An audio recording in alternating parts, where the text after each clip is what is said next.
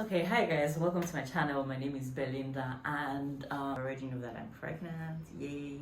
I promise you I'm excited. I promise you I'm excited, but today has just been a lot. So it's one of those days where I just like remind me why I'm doing this again. Trying to remember that this is what we prayed for, this is what we asked God for. So when I found out I was pregnant, oof, I was already about 4 weeks. 4 weeks and I don't know, maybe like 5 days or 4 weeks and 4 days or something. And pregnancy is weird. The way they date the embryo, the fetus, I don't know, it's just a weird way they do it. So they add like an extra 3 or 2, I don't know, some weeks, because if we're talking about from conception till now, I'm probably just about 5-6 weeks pregnant. But from my app and from the hospital, I am 8 weeks pregnant right now, like at this moment. Today's video is going to just be telling you my symptoms for week 1 to 6 from the moment I did my test. Let's start from there. We got back from vacation and we had just really started trying to have kids. To be very honest, the week of our vacation trip, that was the week we started trying. So my fertile week was the week just leading into the day we traveled. So let's say my fertile week was on Monday, we traveled on a Friday. That was my fertile week, and that was the week I was the busiest at the office. So in fact, I had already told myself that, like, we were trying, but we're not doing anything, if you get what I mean. Like, no sex, nothing. Because I was so busy trying to tidy up stuff, and my husband too was really busy trying to tidy up stuff. Like, I was getting home at 11 p.m. that week. I was tired. Like, where was the time? And that was my most fertile week. So that's the time that I should have been trying the most. Anyways, we couldn't until the last day. And that was the day we got to Mauritius. So now everybody knows what we did when we got to Mauritius. Oops. Anyways, yeah, but that was the last day. And then I think that was all it took for this to happen. When we got back from the trip, my period was due the next weekend. We got back on a Sunday. My period was due the Saturday after that. And, you know, throughout that week, like, my husband had been saying, oh, be careful. Like, if I do something, he's like, you know our baby's there, oh, be careful. And I'm like, brother, I beg, rest.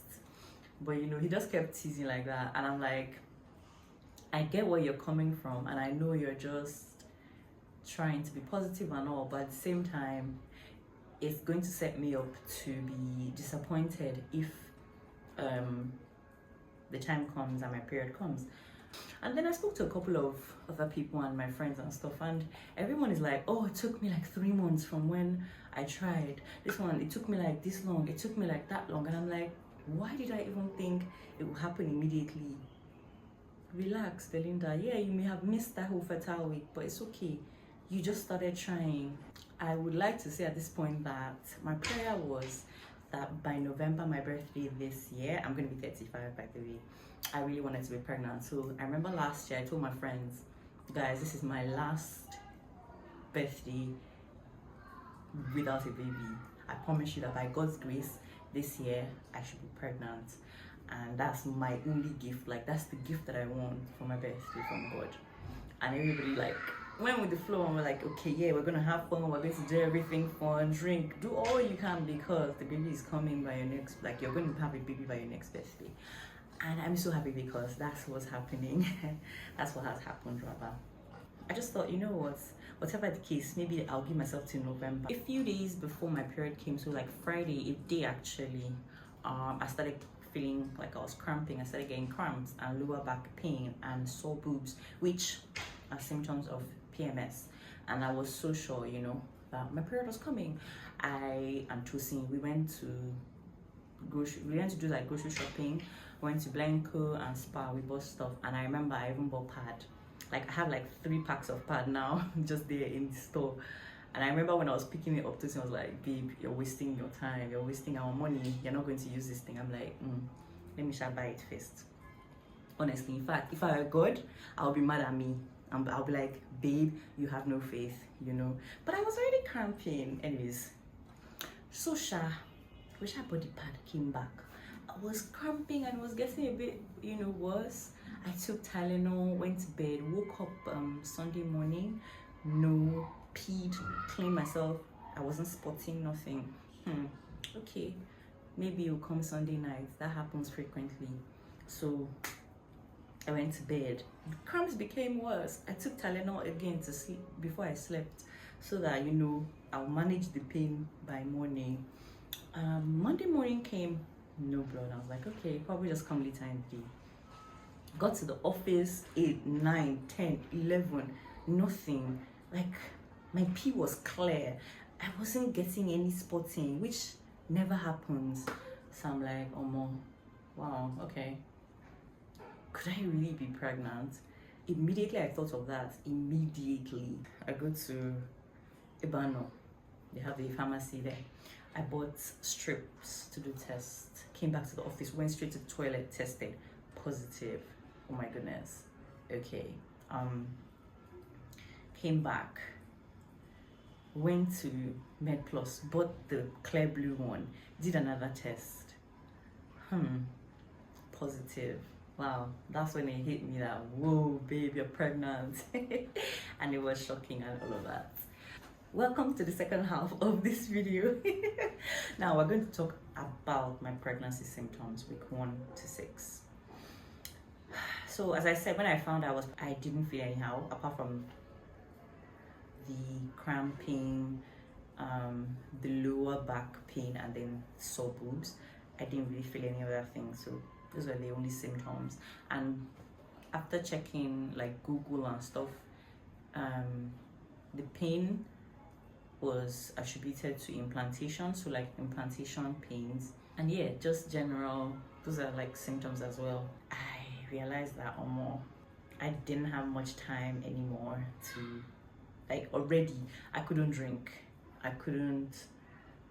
anymore, I couldn't do shisha anymore, I couldn't do anything that will harm the baby, I couldn't eat some things. I realized as well that I needed to eat out more. I'm odd, but that's what I realized, because for my sisters, I started having morning sickness from week 6. So I was like, okay, you know what, just in case, if I'm going to also have morning sickness from the 6-week mark, I better eat all the things I want to eat now, so that by that time I will not feel like I'm missing anything in particular. So I was going out a lot. If you guys noticed, I went to slow. I was eating out because, man, I didn't want to miss anything. I didn't want to think of food that I really like and be irritated. So I was eating before, you know, the time for food aversions and all comes. I did all of that. I'm glad I did. So I started having some food aversions and water. I couldn't drink water. I couldn't just drink water. Just drink water, as water is. I had to put like a drop of Ribena in my water, or a drop of lemon, which I later stopped because I didn't like the aftertaste the lemon was giving my mouth.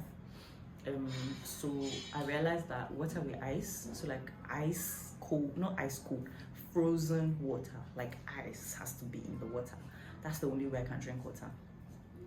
I also had this funny taste in my mouth, which I still have right now, that hasn't gone, and that's really annoying. So most of the time I chew gum, I lick Tom Tom. Those two things really help me. They don't take anything away, to be honest, but they really help. I was always tired. Like, I'll go to work and I'm already tired. I just want to lie down. I wasn't comfortable anymore just being dressed up. My clothes still feel very restrictive, like they're confining me. I just want to undo my bra, unhook my bra, and just lie down. I'm tired. I'll just nap. If I go and lie down, so let me just put my head on the table or lie down on a bed or something. I'm sleeping. Okay, I got this book, Bump for Joy. I got this book from Celebrations, and it helped me take down, like, you know, pretty much track my pregnancy progress. From bloating, yes, okay, so bloating. I was so bloated. And I still am very bloated. So I mean, I don't have a bump, of course it's a bit early for that, but I have a bloating bump.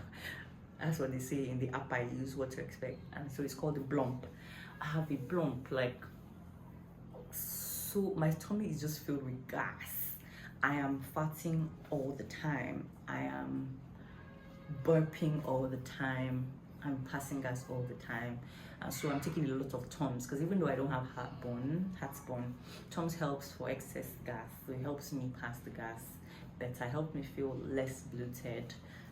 What else? Feeling sleepy, I mentioned that. Odd taste in my mouth, I mentioned that. Water, I can't just drink water. I want to eat all the time. Oh my goodness, let me tell you this. I am always wanting to eat something. And the funny thing is that it's not even because I'm hungry. I think it's because when I'm not eating, that taste in my mouth is just there. And I just want to get it out of there. So I just want to be eating.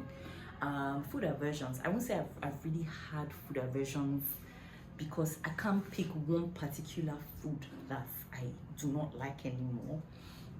I would just say that I am more inclined to bland food. So plain rice, which I always loved anyway. Plain rice and stew. And funny thing is, stew is not even like sauce, like where you can see that the tomatoes, the onions, everything are chopped big. I don't know how to explain it, but no smooth stew. So like plain rice, plain pasta, plain spaghetti, bread like toasted bread with a little butter, or just on its own. Indomie with nothing. If you know how I eat indomie and how I cook indomie, you know that this is tragic. Indomie like with nothing inside, just like half the spice if possible. And if, in fact, even now I notice that the spice gives me an aftertaste in my mouth. So no more spice, so just indomie with like maybe sauce, the same sauce I used to eat rice. Pap, I'm good with like liquid stuff. Pap, custard, tapioca, those are my guys. Those are things I eat. Bland food really just does it for me. Anything extra, fried rice, before I was eating jollof rice well, but I can't stand all. I don't want to eat those things. The things I don't mind eating, like when I eventually eat them, they're not bad. I don't throw up or anything, but the thought of eating them really irritates me at first. So if initially I'm just irritated, but maybe I'm like, okay, let me just taste Tosin's food, and I taste it, it's not so bad at the end of the day. So yeah, those have been my symptoms. I don't really have anything crazy. I didn't really have anything crazy happening to me weeks 1 to 6, and I think week 6 I started getting nauseous. In week 6 I started getting slightly nauseous, so I will just chill on. Things have changed after that. I can't wait to tell you guys. I can't wait. But you will see me shortly in the next video. I would say that having this book to help track everything is very helpful, because like I'm seeing things I was doing that I'm not doing anymore already, like looking back at them, better ways to do things. I'm googling a lot more things, and I'm seeing what other people are doing for stuff, like for nausea and stuff, and I want to try something and see if it will work for me. And then yeah, I'll let you guys know about that. Also, I had my very first ultrasound in week 5. However, they couldn't find anything, because the technician was like, it's probably too early, and my gynecologist said the same thing, that usually you don't see anything in week 5, but they only saw the gestational sac.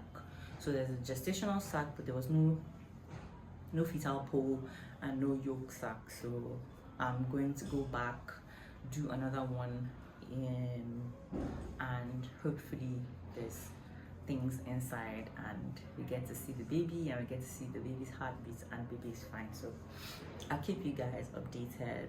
And then all I would say is, if you're watching this, please pray for me.